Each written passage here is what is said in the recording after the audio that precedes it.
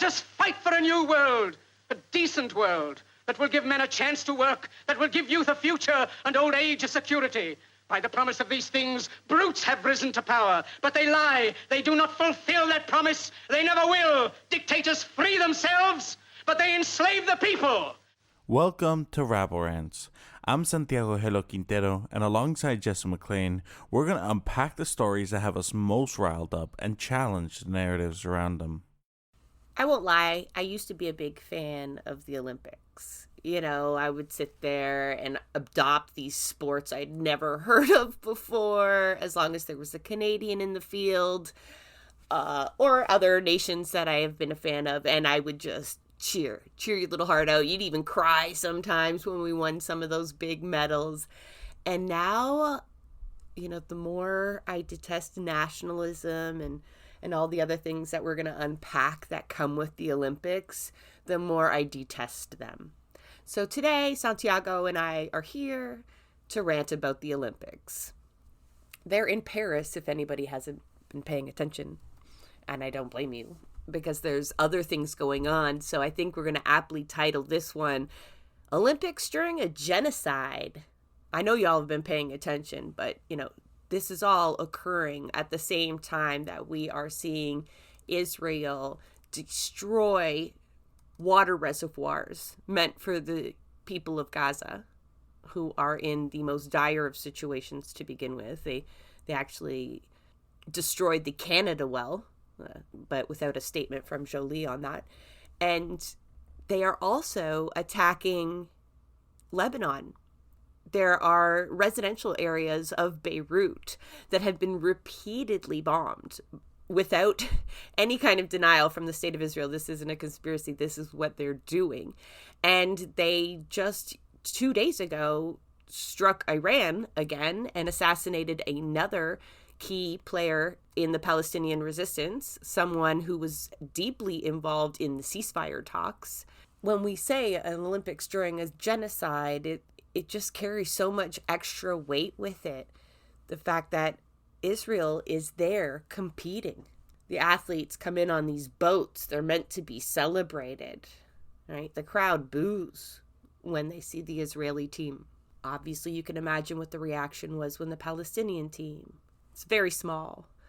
I think it's like 14 athletes from Palestine managed to make it to the Olympics. They had 400 Olympic athletes to begin with. Not that they had qualified because of the state that is Palestine right now. However, we can only imagine how many of them have been completely lost to us forever. So, to be those Palestinian athletes right now is just, and be wearing their flag everywhere. I can imagine the pressure that they feel, or the weight that they feel. And keep in mind, Russia is not allowed to compete, and neither is Belarus. So, I mean, I thought these Olympic Games were supposed to be apolitical. Wasn't that like the whole selling feature? At least when I was a kid, it was like kind of painted as this is the time when all nations would like put down arms and come together and unite under sport and forget politics. And it's anything but that. I guess you grow up and you realize you've been duped. Olympics and similar athletic tournaments are a big part of like nation building and like that national pride that people get. It kind of depends on the country and the sport, but like it, you know, there has been kind of a war of athletes between countries like the United States and Russia and China for a long time, right? It's no surprise that they put so many resources into training and maintaining top level athletes for that, which kind of, you know, takes away from a little bit from like, I guess, that like romanticized version of what the Olympics should be. I'm someone like I love watching sports. I love all kinds of sports, and it can be, and I think sports are more fun when you can just like, you know, cheer based off of a good story. You know, like an example, like today I was watching like the BMX, and there was a player from from Japan whose name was Rim because his dad named him after tire rims because he owned a bike shop, and I was like, that's cool, I want you to win, you know.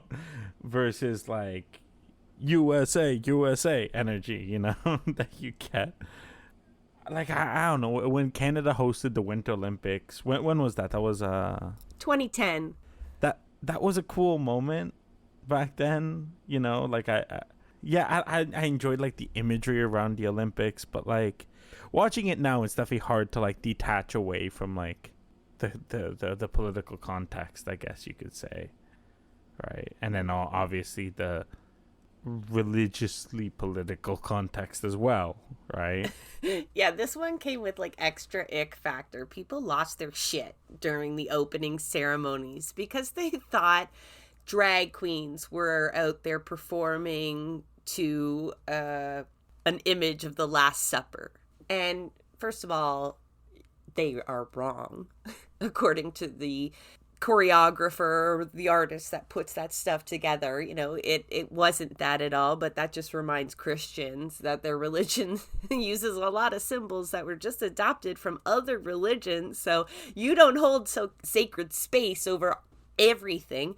But that, like, yeah, that religious freaking exceptionalism just pisses me off, to be honest. Like, it's not always the Christian right that does this, but it's mostly, you know, like, this is forbidden, you can't touch this is part of our religion. Like, fuck off. Religion is just another form of politics, in my opinion. You choose it. I don't think it's off limits to artists to poke fun at the Bible or any of the art that came from it, even if it was for the Last Supper. But it's just like, the fact that we give it such credence, this stupid outrage, also pisses me off. Yeah. And I mean, the actual context of it was the festival of Dionysus that they were imitating.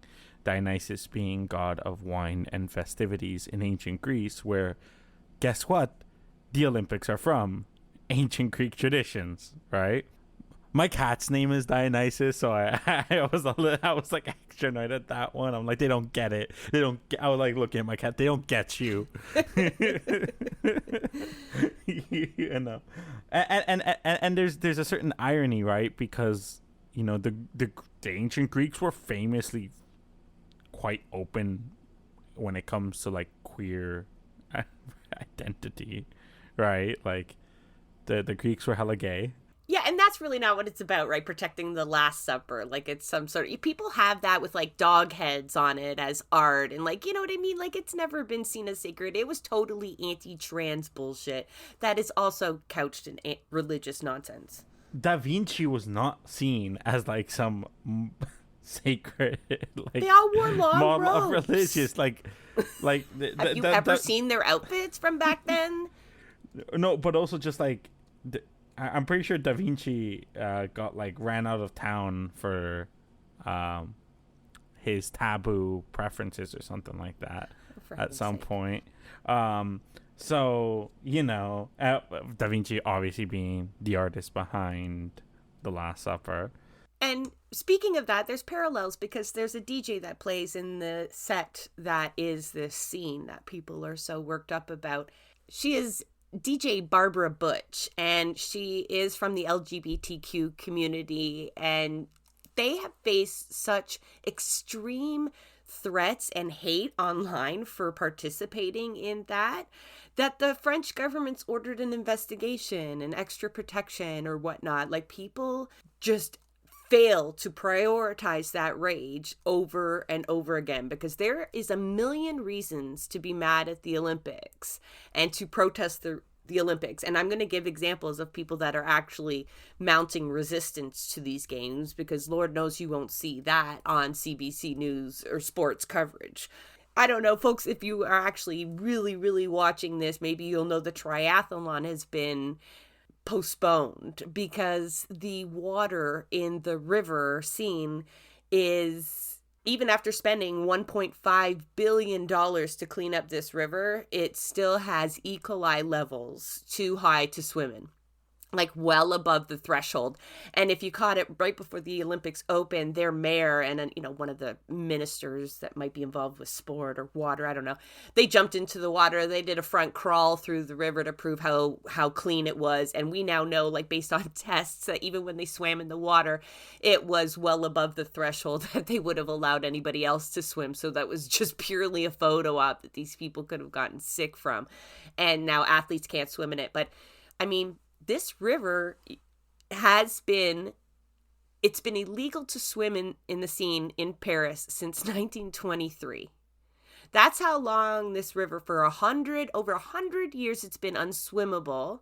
And the amount of fish life has just depleted over time. And like, there's almost no other plant life that grows along it in most places because it has just been so dirty for so long. And they've never done anything about it until the Olympics came to town. And even then, whatever they did isn't enough. Even $1.5 billion later, it was really just seems to be, Band-Aid solutions where still a little bit of rain forces everybody out of the water. I know what that's like. All the beaches around me, they're unswimmable most days, at least 2 days after significant rainfalls.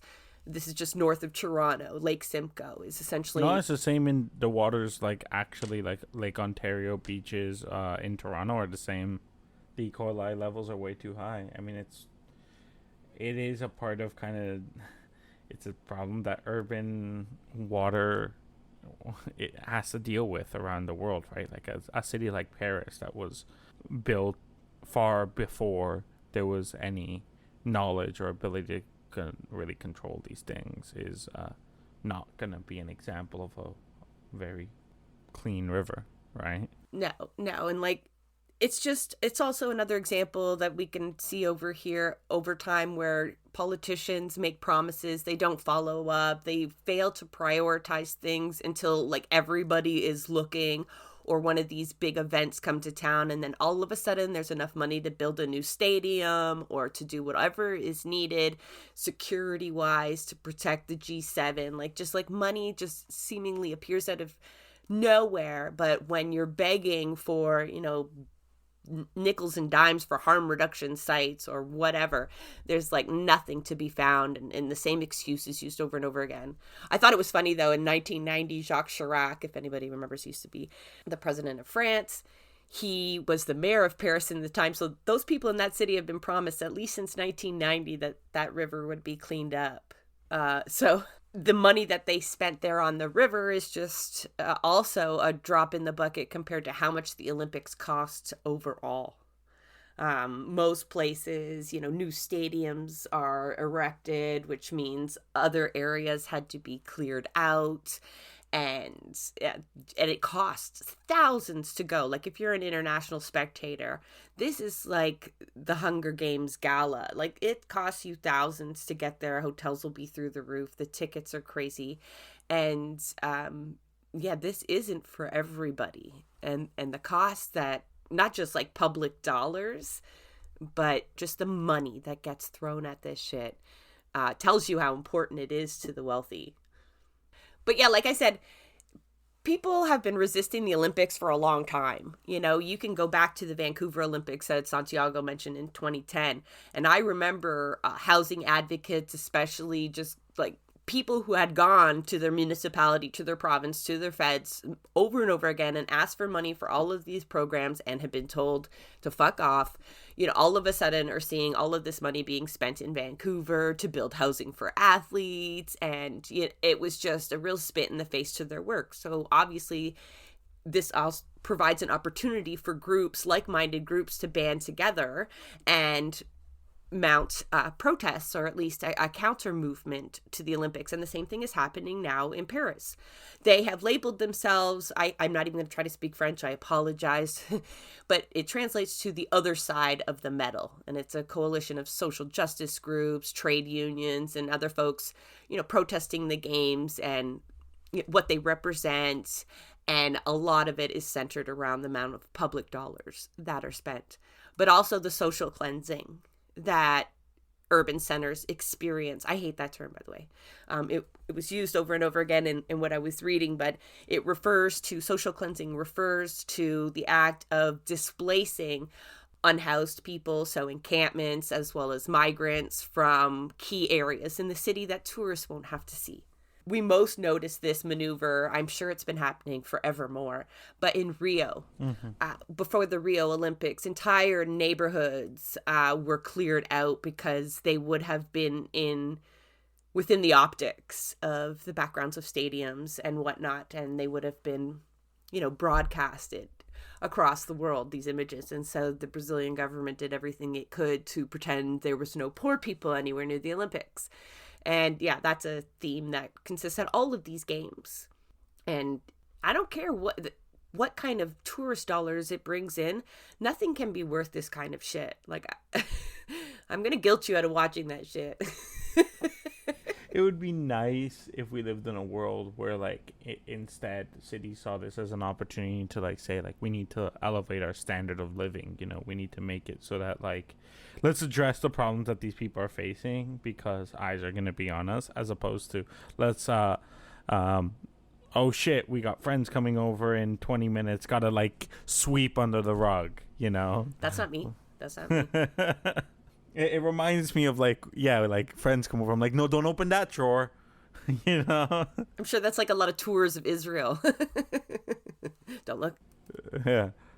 Like, my living room looks nice, but my bedroom door remains shut, That's the thing, right? Is that there's money to present a good image, but not apparently enough to actually create that reality that they're trying to pretend exists. And that's the issue, and the reason why countries want to host these things. It's not just tourist dollars. It's I wouldn't even say they probably don't even break even on the tourist dollars. Like, I've heard plenty of examples where they don't, and it's more about like that nation building, Absolutely. And they're all invested in it, right? Like, every player in the game wants that chance on the world stage where they can fly their flag. And even if you look domestically, what you spend on training Olympic athletes, if you come from a housing first perspective, it's fucking ridiculous. Sport is important, and a state should invest in keeping its people healthy. I get that. But, you're talking about essentially like grooming top athletes, like a very small percentage, in the hopes that it inspires poor kids to play. They don't have a house. So yeah, all of the, commercials, and, even in Georgina where I live, it's like, oh, look, we've got Georgians in the Olympics, so we should be super excited. And it's like, all of this just kind of paints over the realities of the amount of resources just wasted on games that last just over 2 weeks, and they're held every 4 years. But that's year-round spending from all nations, right, to do this on top of the other meets they send athletes to and whatnot. In France, I mean, if folks remember the Qatar World Cup, like, this is not just Olympic behavior. A lot of the big sporting events tend to follow this kind of behavior. The World Cup is also notorious for this. Hundreds of workers died to build the stadiums that we watched players play in during that World Cup. Like, just died. They just brought in impoverished people from other nations and used them as workers in horrible conditions with almost no rights in the heat, trying to build these as fast as possible in a place where they won't be used again. A lot of these stadiums then sit empty, they just don't have the capacity for them.